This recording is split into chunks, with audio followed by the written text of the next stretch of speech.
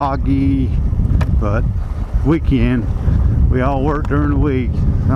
We had to go ride. Took them up there.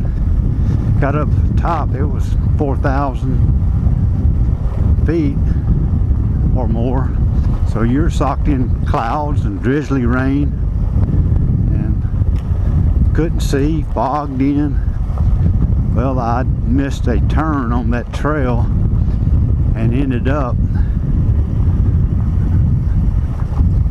the wrong direction, came off this way, and I can't remember crossing this road. We crossed this road back there from my left to my right and ended up on the road that takes you into Franklin, the main highway, paved road. Now we were on dirt bikes. I was on a KDX 175. They had a headlight tail light, but no tag. And we came out, we was froze, just cold.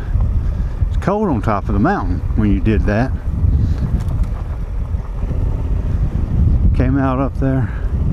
Guys, I said, I'm riding back to the car down the highway. I mean, we would have been in there for hours. I thought we was gonna have to spend the night.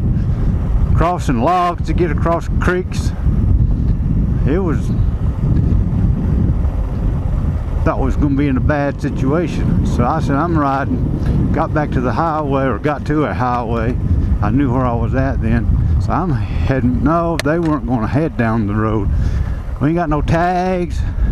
I said, well, I don't give a shit if I get caught.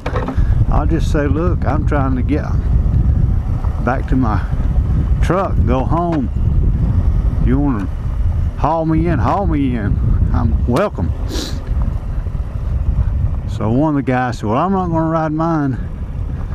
The other guy wasn't going to ride his, but the one said, I'll ride behind you.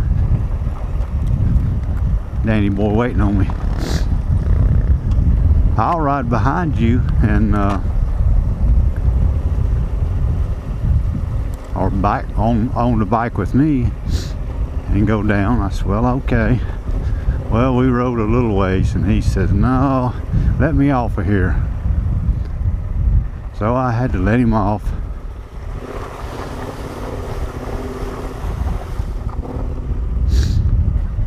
Little creek right there. So I let him off. About halfway down this mountain, we was on top of the mountain. Let him off. An old service station was closed. So he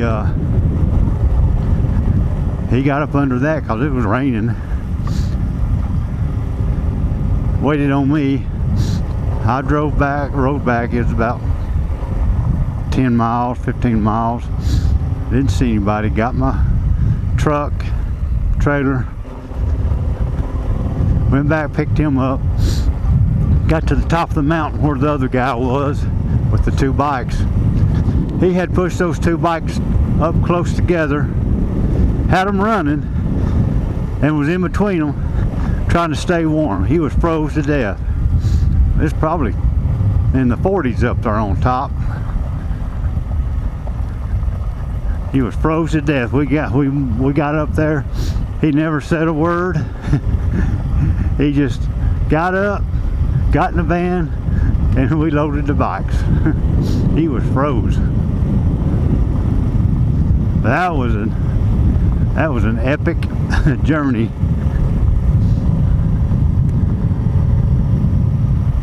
I hadn't done that again. But Dan's waiting on me back there. He's on a DR 650, and he likes to turn it on sometimes. We used to race a little bit. I was always a little bit faster than him, and he didn't race as much as I did. And he could turn it on and be faster than me, but it usually didn't last too long. That's the case a lot of times. People can go fast for a little bit, but they're running a little faster, they're a little over their head, And so when you do that, usually you'll mess up. There's one race we went to, and Dan started hollering at me, "How you doing hare scrambles or enduros?" He was hollering. Faster rider coming up behind me, and I pulled over. Well, it was Dan. I heard him laughing. He got me. We didn't go a quarter mile, and there was a bridge, a little wooden bridge you crossed. Went across the bridge, and Dan was off the side of the bridge. He is standing up, and his bike is upside down. I got to laugh back at him.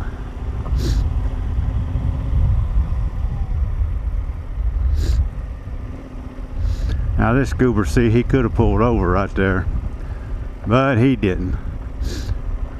Could have pulled over, let me by. That's the way some of them are.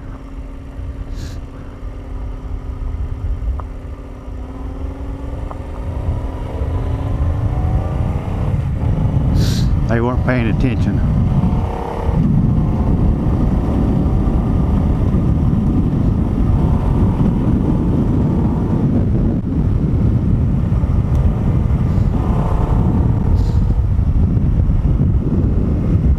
That's a big beaver dam right there. Look at that.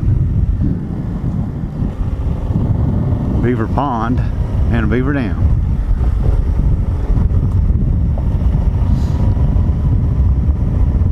This is called Clear Creek. There's another road that goes up to the same place. It's Toonie Gap Road. It's a lot wider, smoother road than this. Forest Service maintains it a lot more, or better than this one. There's some private property through here. Is probably why they don't maintain it as much as they do the other road, or have it as nice.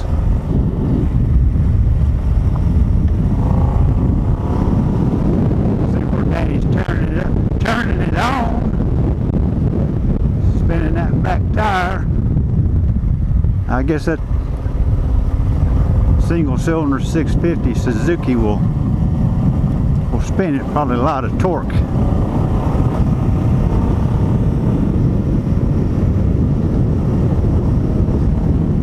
I had an XL 600 back in '86, brand new one.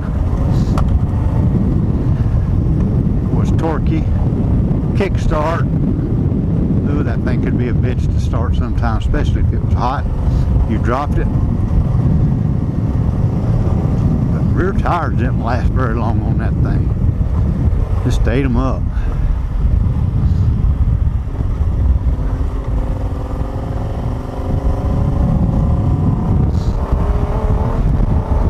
Back on these dual sport tires are cheap.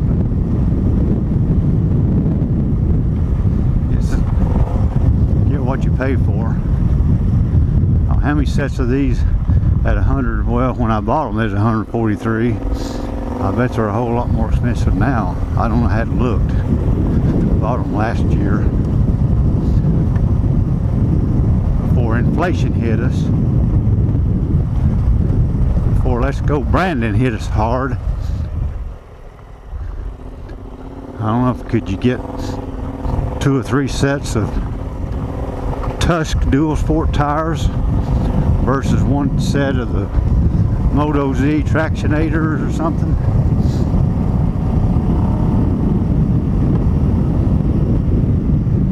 Now these are the knobby ones. I had some Shinko 804, 805s on this. I think I got about, well, the front tire's still good. I think I got about 5,000 out of the back. I heard Danny waiting on me up here at the Gap. Smoking a cigarette. Smoking a cigarette.